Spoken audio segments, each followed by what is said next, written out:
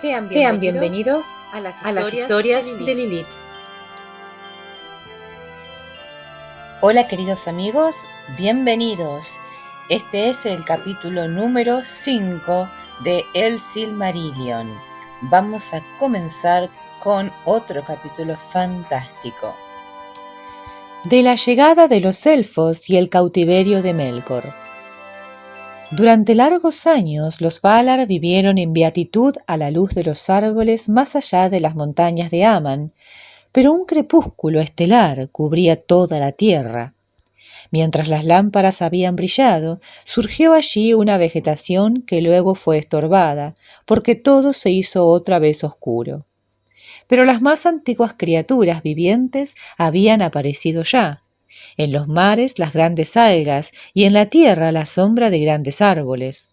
Y en los valles que la noche vestía había oscuras criaturas, antiguas y vigorosas. A esas tierras y bosques los Valar iban rara vez, salvo Yavanna y Oromé. Y Yavanna andaba allí por las sombras, lamentando que el nacimiento y la promesa de la primavera de Arda se hubiesen diferido. Y puso a dormir a muchas criaturas nacidas en la primavera, para que no envejecieran y aguardaran el momento de despertar, que no había llegado aún. Pero en el norte Melkor cobraba fuerzas, y no dormía, pero vigilaba y trabajaba, y las criaturas malignas que él había pervertido andaban por las tierras vecinas, y los bosques oscuros y adormilados eran frecuentados por monstruos y formas espantosas. Y en Utumno reunió a sus demonios, los espíritus que se le unieron desde un principio en los días de esplendor y que más se le asemejaban en corrupción. Sus corazones eran de fuego, pero un manto de tinieblas los cubría y el terror iba delante de ellos. Tenían látigos de llamas. Balrog se los llamó en la Tierra Media en días posteriores, y en ese tiempo oscuro Melkor creó muchos otros monstruos de distintas formas y especies que durante mucho tiempo perturbaron el mundo, y el reino fue extendiéndose hacia el sur por sobre la Tierra Media. Y Melkor levantó también una fortaleza y armería no lejos de las costas noroccidentales del mar para resistir a cualquier ataque que viniera de Aman. La fortaleza era mandada por Sauron, teniente de Melkor, y se le daba el nombre de Angband. Sucedió que los Valar se reunieron en consejo, turbados por las nuevas que Yavanna y Oromé traían de las tierras exteriores. Y Yavanna habló ante los Valar diciendo: «Oh vosotros, poderosos de Arda, la visión de Ilúvatar fue breve y nos la quitaron pronto, de modo que quizá no podamos sospechar dentro de un estrecho margen de días la hora señalada. Esto, sin embargo, tened por seguro, se aproxima la hora. Nuestra esperanza tendrá respuesta antes que esta edad termine, y los hijos despertarán. Dejaremos pues las tierras que serán su morada, desoladas e invadidas por poderes malignos. Darán a Melkor el nombre de señor, mientras Manwë está sentado en Taniquetil». Y Tulkas gritó: «¡No! ¡Hagamos la guerra sin demora! ¿Acaso no hace mucho que descansamos de la lucha y no se ha renovado ya nuestra fuerza? Se nos opondrá uno solo para siempre». Pero por mandato de Manwë habló Mandos y dijo: «Los hijos de Ilúvatar vendrán en esta edad, por cierto, pero no todavía.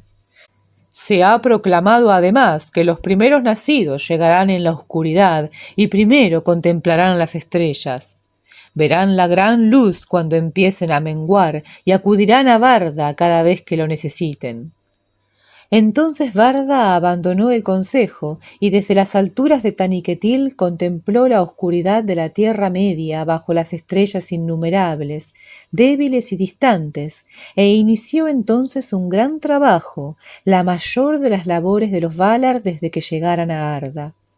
Recogió el rocío plateado de las tinas de Telperion y con él hizo estrellas nuevas y más brillantes, preparando la llegada de los primeros nacidos. Por eso, a quien desde la profundidad de los tiempos y los trabajos de Ea se llamó Tintalé, la iluminadora, Los elfos le dieron más tarde el nombre de Elentari, reina de las estrellas. También entonces hizo ella Carnil y Luinil, Nenar y Lumbar, Alcarinque y Elemmire, y reunió muchas otras de las antiguas estrellas y las puso como signos en los cielos de Arda. Wilwarin, Telumendil, Soronume y Anarrima, y Menelmácar con un cinturón resplandeciente que presagia que la última batalla se librará al final de los días. Y alta en el norte, como reto a Melkor, echó a girar la corona de 7 poderosas estrellas, Valacirca, la hoz de los Valar y signo de los hados. Se dice que al poner fin Barda a estos trabajos, y muy largos que fueron, cuando Menelmarca entró en el cielo por primera vez y el fuego azul de Helluin flameó en las nieblas por sobre los confines del mundo, a esa misma hora despertaron los hijos de la tierra, los primeros nacidos de Ilúvatar. Junto a la laguna de Cuivienen, el agua del despertar, iluminada de estrellas, se levantaron del sueño de Ilúvatar, y mientras permanecían aún en silencio junto a Cuivienen, miraron y contemplaron antes que ninguna otra cosa las estrellas del cielo. Por tanto, han amado siempre la luz de las estrellas y veneran a Barda Elentari por sobre todo los Valar. En los cambios del mundo, las formas de las tierras y de los mares se han destruido y reconstruido. Los ríos no han conservado su curso, ni las montañas se han mantenido firmes. Y no hay retorno a Cuivienen. Pero se dice entre los elfos que Cuivienen estaba muy lejos al este de la Tierra Media y hacia el norte, y que era una bahía del mar interior de Elcar. Y ese mar se encontraba donde habían estado las raíces de la montaña de Ilúin antes de que Melkor la derribara. Muchas aguas fluían hacia allí desde las alturas del este, y lo primero que oyeron los elfos fue el sonido de una corriente de agua y el sonido del agua al caer sobre las piedras. Mucho tiempo habitaron en esta primera morada junto al agua bajo las estrellas y recorrían la tierra maravillados, y empezaron a hablar y a dar nombre a todas las cosas que percibían. Asimismo se llamaron los Kendi, que significa los que hablan con voces, porque hasta entonces no habían descubierto criatura alguna que hablara o cantara. Y una vez sucedió que Oromé cabalgó hacia el este en el curso de una cacería y se volvió al norte junto a las costas de Elcar y pasó bajo las sombras de las Orocarni, las montañas del este. Entonces, de pronto, Nahar lanzó un gran relincho y se mantuvo inmóvil. Y Oromé, intrigado, permaneció en silencio, y le pareció que en la quietud de la tierra bajo las estrellas oía a lo lejos el sonido de muchas voces que cantaban. Así fue que los Valar encontraron al fin, casi por azar, a aquellos que durante tanto tiempo habían esperado. Y Oromé se asombró al contemplar a los elfos, como si fueran seres repentinos, maravillosos e imprevistos, porque así le sucederá siempre a los Valar. Desde fuera del mundo, aunque todas las cosas puedan preconcebirse en la música o preverse en una visión lejana, a los que en verdad penetran en Ea, las criaturas siempre los sorprenderán, como algo novedoso que nunca fue anunciado. En el principio los hijos menores de Ilúvatar eran más fuertes y más grandes de lo que fueron luego, pero no más hermosos, porque aunque la belleza de los jóvenes Kendi sobrepasaba a todo lo creado por Ilúvatar, no se ha desvanecido, sino que vive en el occidente, y el dolor y la sabiduría la han acrecentado. Y Oromé amó a los Kendi y los llamó en la lengua de ellos Eldar, el pueblo de las estrellas, pero ese nombre solo lo llevaron después los que siguieron a Oromé por el camino al oeste. Pero muchos Kendi se aterraron con la llegada de Oromé, y la causa era Melkor, porque de acuerdo con las conclusiones de los sabios, Melkor, siempre vigilante, fue el primero en conocer el despertar de los Kendi, y envió sombras y espíritus malignos para que los espiaran y los acecharan. de modo que algunos años antes de la llegada de Oromé no era infrecuente que si alguno de los elfos se aventuraba lejos, solo o con escasa compañía, desapareciese y no volviese nunca. Y los Quendi dijeron que el cazador los había atrapado y tuvieron miedo. Y por cierto, los más antiguos cantos de los elfos, cuyos ecos se recuerdan todavía en el occidente, hablan de formas sombrías que recorrían las colinas por sobre Cuivienen y ocultaban súbitamente las estrellas, y del jinete oscuro que montaba un caballo salvaje y perseguía a los extraviados para atraparlos y comérselos. Ahora bien, Melkor sentía gran odio y temor por las cabalgatas de Oromé, y no se sabe si mandó en efecto a sus oscuros servidores a guisa de jinetes, o si envió a lo lejos engañosos rumores, con el fin de que los Quendi se apartaran de Oromé si alguna vez lo encontraban. Así fue que cuando Nahar relinchó y Oromé estuvo realmente entre los Quendi, algunos de ellos se escondieron y otros huyeron y se extraviaron. Pero los que tenían más coraje se quedaron, comprendieron enseguida que el gran jinete no era una forma llegada de la oscuridad, porque en el rostro de Oromé estaba la luz de Aman, y los más nobles de entre los elfos se sintieron atraídos por esa luz. Pero de los desdichados que cayeron en la trampa de Melkor, poco se sabe con certidumbre. Porque ¿quién de entre los vivos ha descendido a los abismos de Utumno o ha explorado las tinieblas de los consejos de Melkor? Dicen los sabios de Eresea que todos los Quendi que cayeron en manos de Melkor antes de la caída de Utumno fueron puestos en prisión y por las lentas artes de la crueldad corrompidos y esclavizados. Y así crió Melkor la raza de los orcos, por envidia y en mofa de los elfos, de los que fueron después los más fieros enemigos.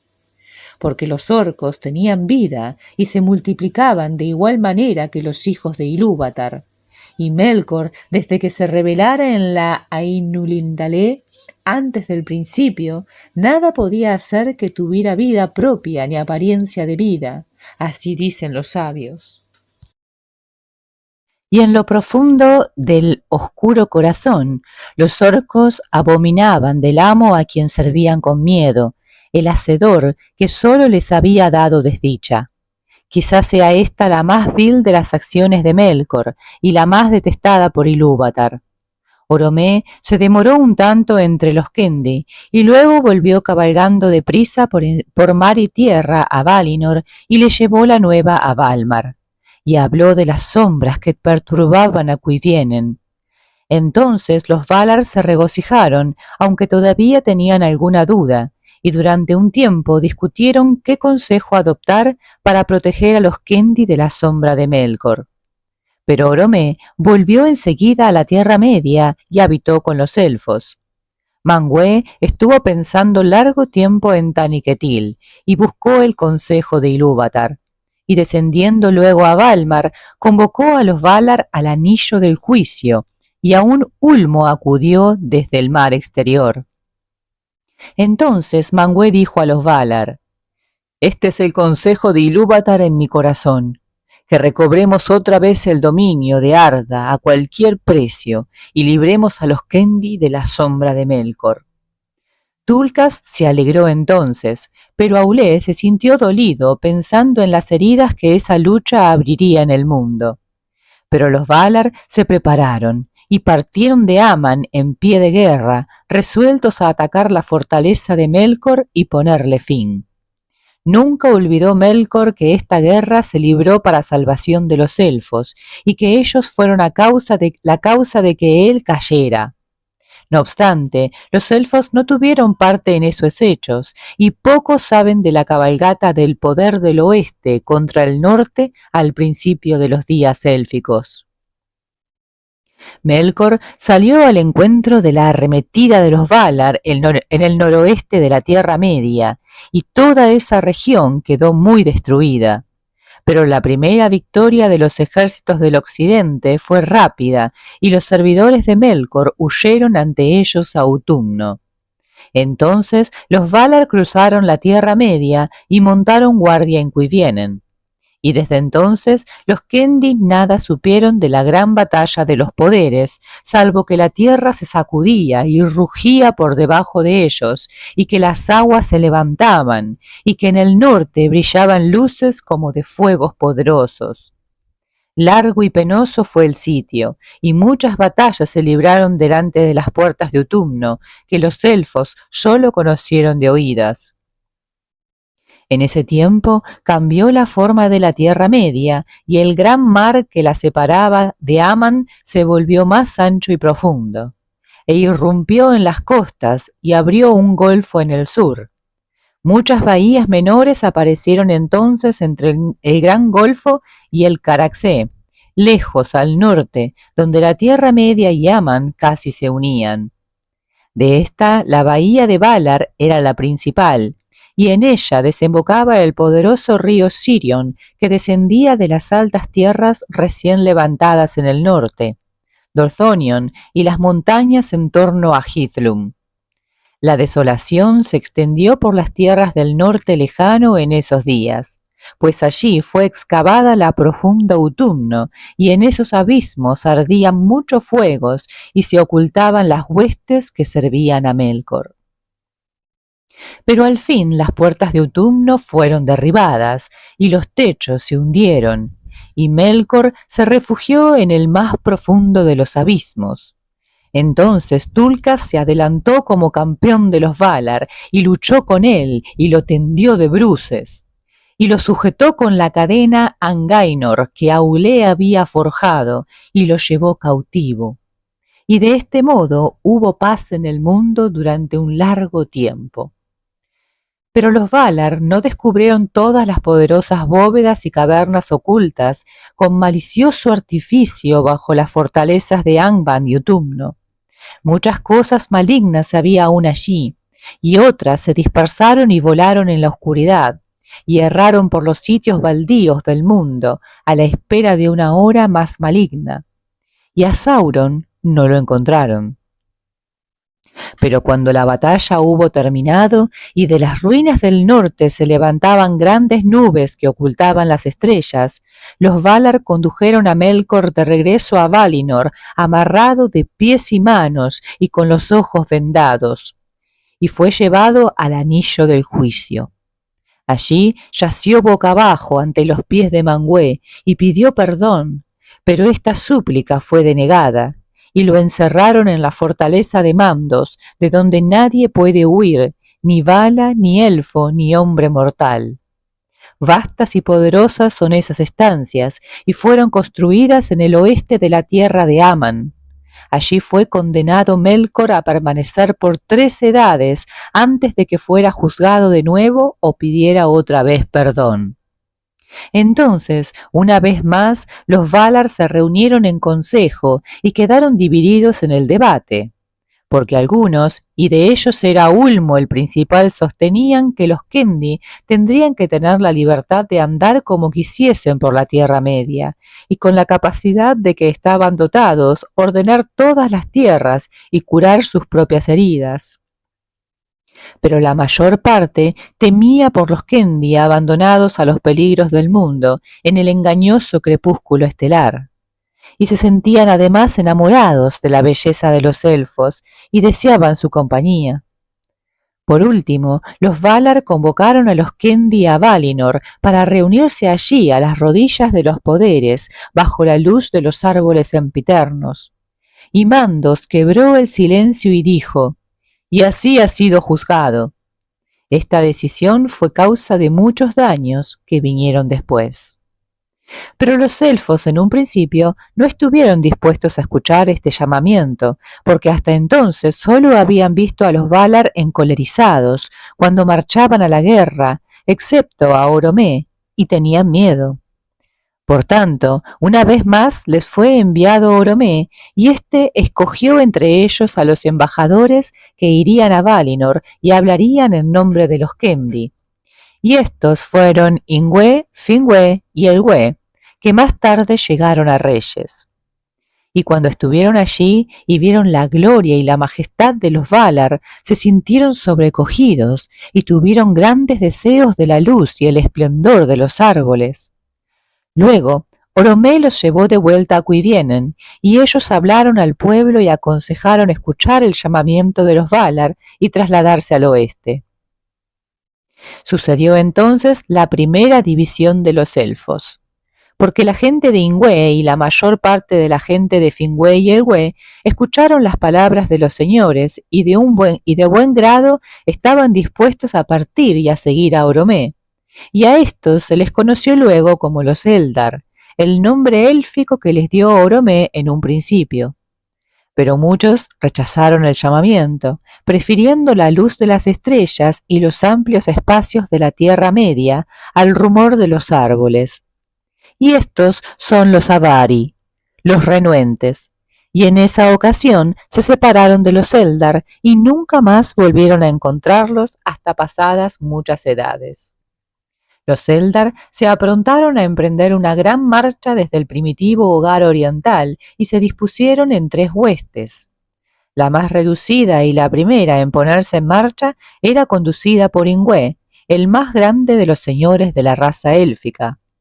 Entró en Valinor y se sienta a los pies de los poderes, y todos los elfos reverencian el nombre de Ingüe, pero nunca volvió a la Tierra Media, ni siquiera a mirarla. Los Vanyar fueron su gente. Son los hermosos elfos, los bienamados de Manwë y Barda, y pocos de entre los hombres han hablado de ellos alguna vez. Luego llegaron los Noldor, un nombre de sabiduría, el pueblo de Fingüe. Son los elfos profundos, los amigos de Aulë, y alcanzaron un gran renombre en las canciones, pues mucho lucharon y se afanaron en las tierras septentrionales de antaño. La hueste más crecida fue la última en llegar, y estos recibieron el nombre de los Teleri, porque se demoraron en el camino y no fueron unánimes en la decisión de abandonar la penumbra y dirigirse a la luz de Valinor. Encontraban gran deleite en el agua, y los que llegaron por fin a las costas occidentales se enamoraron del mar. Por tanto, se les conoció en la tierra de Aman con el nombre de elfos del mar, los Falmari, porque hacían música junto a la rompiente de las olas. Tenían 2 señores, pues eran muy numerosos, Elwë Singoyo, que significa manto gris, y Olwë, su hermano. Estos eran los 3 clanes de los Eldalié, que llegaron por fin al extremo occidental en los días de los árboles y reciben el nombre de Calaquendi, elfos de la luz.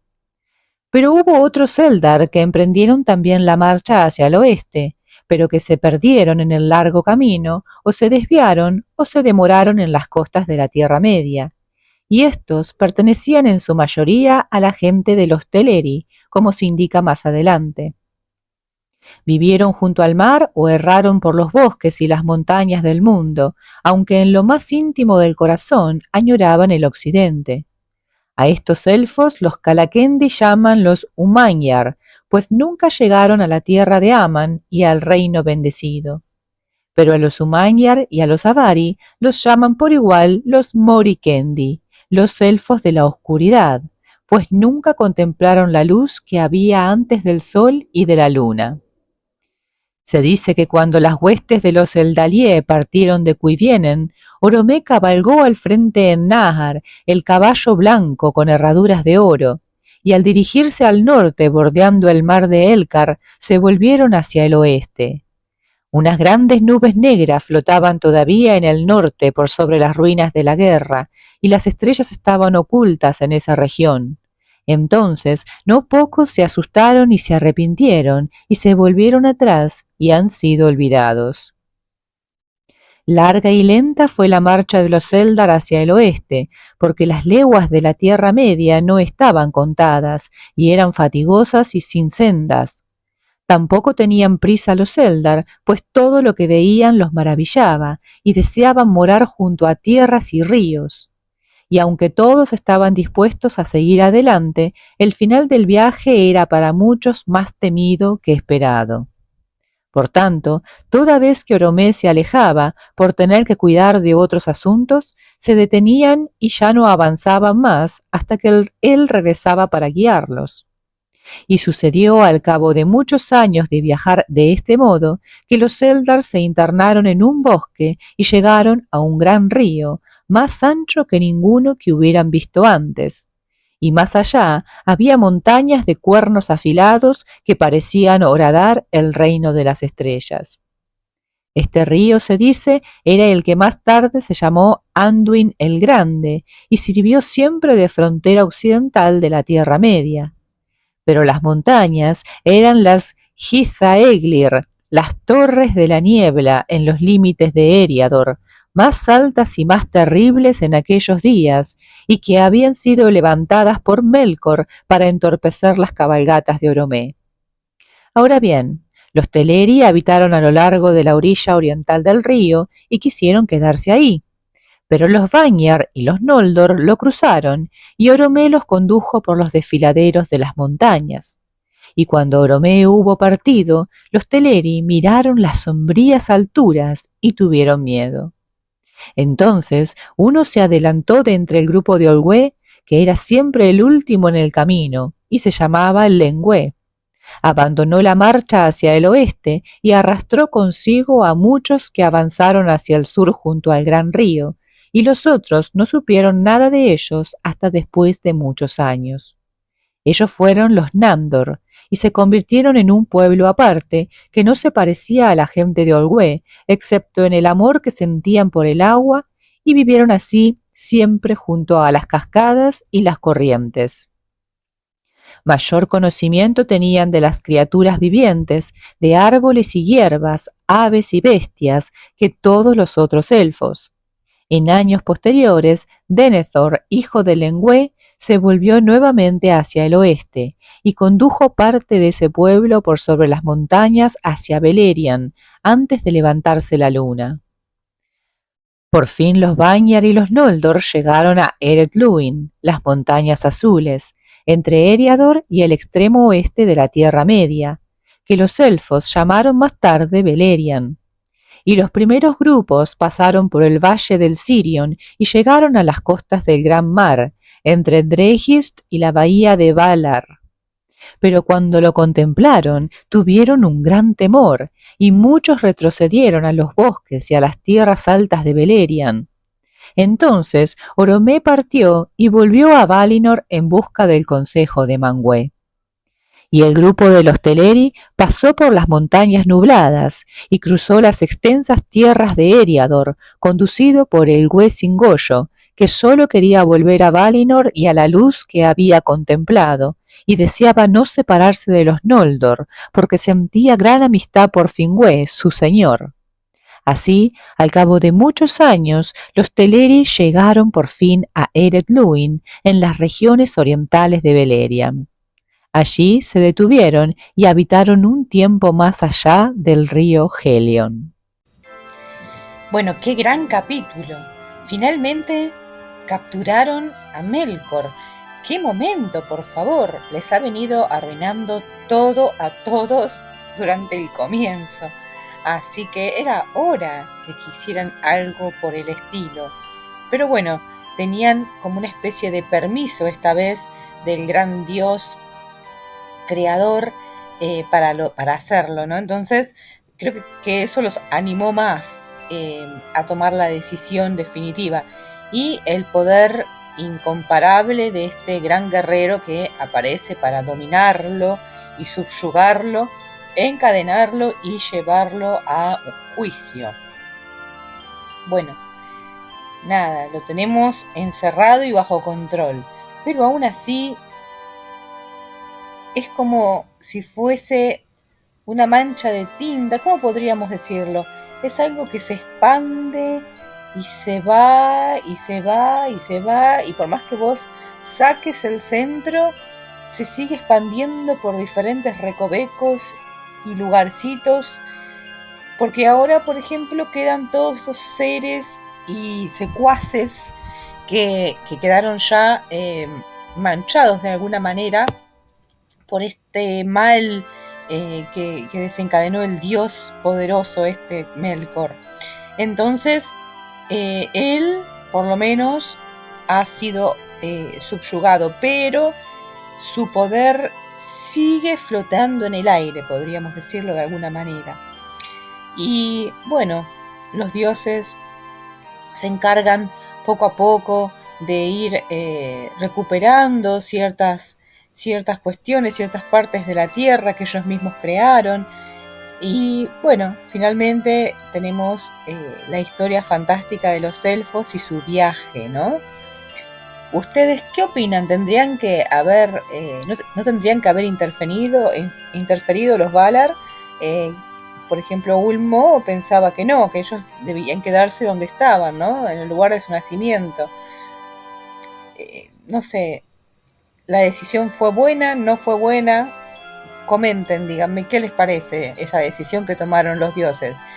Y bueno, el viaje parece que fue tan largo y complicado que los hizo separarse en diferentes clanes, en diferentes pueblos, porque, bueno, hay que tener en cuenta que esta gente era como recién nacidos, no entendían nada del mundo, no lo conocían, era todo nuevo, todo mágico, todo increíble, como un niño que nace, ¿verdad? Como cada uno de nosotros cuando viene a este universo en algún punto.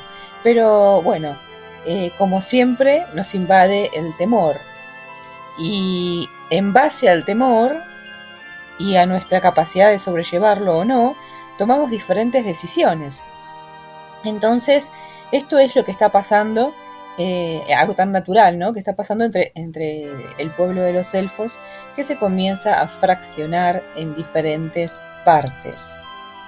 Así que, bueno, espero que les haya gustado el capítulo. Para mí fue hermoso, maravilloso y ya quiero compartirles el siguiente. Así que los invito a suscribirse, a dejar like y a estar acá presentes en el próximo. Gracias, nos vemos.